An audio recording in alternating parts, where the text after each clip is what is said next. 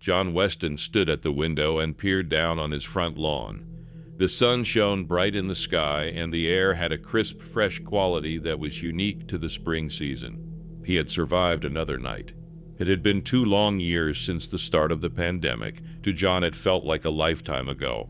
He could remember the first reports of a viral outbreak in Africa and the UN, declaring a state of emergency. Various aid workers and resources had been sent to the Congo, the epicenter of the outbreak. John had thought little of it. He tried his best not to get caught up in the weekly news cycle. Bad things were happening all the time. He didn't need a daily dose of negativity learning about events he had no control over on the other side of the world. There had, of course, been the murmuring at the office, bored and depressed workers filling their days with gossip and scandal while they kept one eye on the clock. John liked to keep his life simple. He got up at 4 a.m. every morning, had something to eat as a kind of pre-workout, and then headed to the gym. He liked routine and discipline. Having spent his 20s in the military, he had found it hard to adjust to civilian life.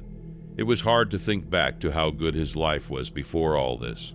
John brought his mind back to the present, not wanting to replay old memories of his wife. His job today was to venture out for supplies. While he had at least 6 months' worth of goods stocked up in the house, he knew he had to keep active. He had no idea how many others might have survived. The looting during the early days of the outbreak meant that many stores had been stripped of anything valuable. It had been hard work and had taken many months to stockpile what resources he had collected in the house. Eventually, he would require more sustainable solutions. John had rigged up various rain collection funnels around the neighborhood, and 1 day a week he would go around with his bike and bring them home for filtration. He had turned a couple of neighbors' backyards into gardens, growing everything from peas to carrots and pumpkins. There were still a few things he would like to get his hands on. A particular need was for a bow to go hunting with. John had a SIG P365 and a SIG spear rifle, along with a few boxes of ammunition he had found at a neighbor's house. Mr. Anderson was lying dead on his sofa at the time, so John figured he probably wouldn't mind him borrowing the guns and boxes of ammo. Julie, John's wife, wouldn't allow guns in their house. The pain of her loss was something that weighed on him daily. John placed his rucksack on the coffee table and went through his checklist of things he would need on his little expedition. Slinging the pack onto his shoulders, he slid his axe into its holder and put on his brown leather gloves. Standing by the back door, he took a deep breath. There was always that strange anxiety about leaving the house. He stood there for a moment, listening to the tick-tock of the kitchen clock. Golden slits of light shone through the boarded-up windows. The air was cool and moist in the shade of the backyard. John stooped and turned to look over the rear of the house. Nothing seemed out of place, but it was the front that they tended to focus on. As he walked around the side, he inspected the boarded-up windows to ensure everything was still sturdy and unbroken. The front of the property was a different matter. A couple of boards had been almost pried loose. He'd have to fix them when he got back. Last night had been a violent one. The lurkers, as John had nicknamed them, showed up outside his home at least 2 to 3 times a week. Survivors of the virus, they had been left warped, forever severed from their humanity. The lurkers seemed to suffer some kind of mental decline, becoming slow and clumsy. They acted like wild animals, attacking and eating anything of flesh they could lay their hands on. The first time John had heard of them had been at work, when a coworker had talked about seeing a video from Senegal of a group of people eating a man alive. John had figured it to just be fake news. Little did he know that within 3 months he would be staring one of the flesh-hungry monsters in the face. The lurkers seemed to have an aversion to daylight and only came out at night. During scavenging missions, John had found some of them hiding in basements. They were all huddled together, just slightly swaying in the darkness. His torch had shone over their faces with no reaction. They seemed to be in some kind of deep sleep.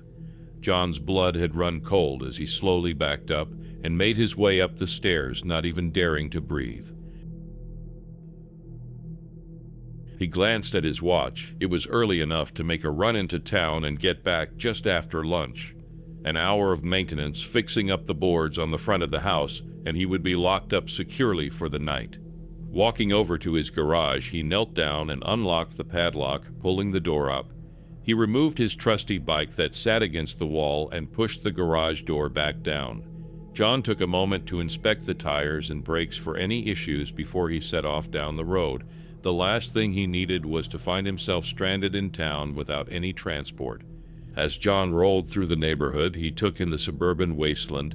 Some of the houses had been almost burnt to the ground. The grass in most yards was almost knee-high, with thick layers of dust caking most of the windows. He had gone through all the homes in his street and the surrounding area.